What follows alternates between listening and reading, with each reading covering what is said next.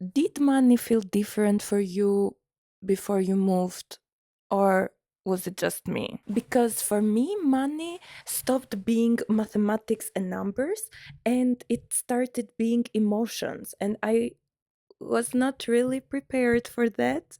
And today we are here to talk about how budgeting moved from being a pain to using it like a support system. I never wanted to track every cent. I know that this works for some people, but I'm not that type of person. For me, budgeting felt like extra stress, and instead of having the feeling that I am putting my life in order, I was feeling that budgeting was actually an extra job that I needed to add into my life.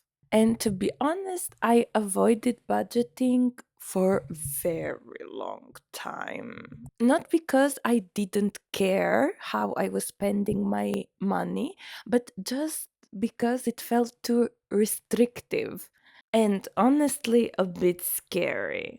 A bit scary, not because it's something I cannot do, but it would reveal parts of my personality that maybe I didn't want to face. And by that, I mean that there are some spendings which I'm not really proud for. And doing a type of budgeting would make me face these decisions, these impulsive decisions that I am doing, and I was not ready for that. But at some point I did some, I don't know, something changed. There was a switch in my uh, brain and mentality, and I think that this switch happened because I saw that I was spending money on pointless things and things that I maybe didn't really need. And I tried to approach this topic a bit differently in my brain. I said there will be no rules, but you need structure. So you cannot really obey rules and you feel really stressed with this, but you like structure. And that's what I wanted to look for and add as an addition in my life. This structure usually helps me because it doesn't tell me that I am needing control, but because it helps me not overthink, not get overstimulated, and it helps me stay stable. And of course, as a master researcher for different topics in my life, regardless of the type of research I conduct, I also conducted a research on what type of budgeting would work for a person with this kind of requirements. I want to justify a bit myself and say that I really tried tracking on Excel, but that didn't work. And as a very easily overwhelmed person, you can guess that that was super overwhelming for me. After a bit of research and uh, structured search on the internet, I found out the 50-30-20 method. If you have never heard about it, it means that 50% of your income goes to your needs like rent, utilities, and everything that you definitely need to pay out at the beginning of the month or during the month, it doesn't matter. 30% is your wants, and 20% of your income you save. Of course, there are different variations that work for different people, like 50, 20, 30, 50, so like 20 wants and 30 savings, but whatever works for anybody. Yeah, since I had no structure into my life, I said perfect. 50, 30, 20 sounds like a plan. This structure was the first structure that I said, okay, I feel like it's checking all my ticks. So, like, I can pay whatever is needed and whatever I should pay as an adult. The 30 is really enough so I can have whatever I want without feeling any pressure, and 20 savings will be dead to me. It was like the aha moment of my life. And just to be clear, this does not mean that it works every month. I really found something I like, but I'm still open to um, deviations from the initial plan. It happens that sometimes my needs get more than the 50%, and of course, sometimes savings needs to get smaller.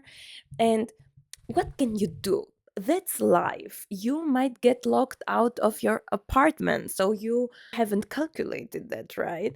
You might need to book a plane ticket that it was not part of your initial calculations, or the gifts back home that you need to buy, they increase the cost more than you would expect. But at the end of the day, you don't regret these things, right? Except from the one that you just locked yourself out of the apartment. And what else, except from like budgeting, and of course, my savings have gone up significantly since I have implemented this structure in my life. This is helping me on noticing things. For example, subscriptions that I don't really need, or spendings that I are maybe small but really not needed, that they sum up all together and they increase spendings. And as you have already guessed, budgeting was my pain point for a while, and I mentioned this already. But the moment I stopped using it or thinking it as a controlling system and started using it as a support, something changed. And really, as soon as I was able to month by month achieve my budgeting without crazy deviations, felt really an amazing achievement as a person who doesn't like rules. And unfortunately, I don't hear a lot of people talking about money and their relationship with money, how they handle it. And for some time, I really felt that I was horrible, the worst in this, or that I was the only one having these adult problems and issues with handling money. So I'm really curious how everyone does it, or what are maybe some other structures that really helped you not overspend and save maybe a little more for yourselves, or maybe invest a little bit more. And yeah, I'm really curious about that. I'm not sharing this just because I need to make another YouTube video, but because I have spent a lot of time feeling awkward with money.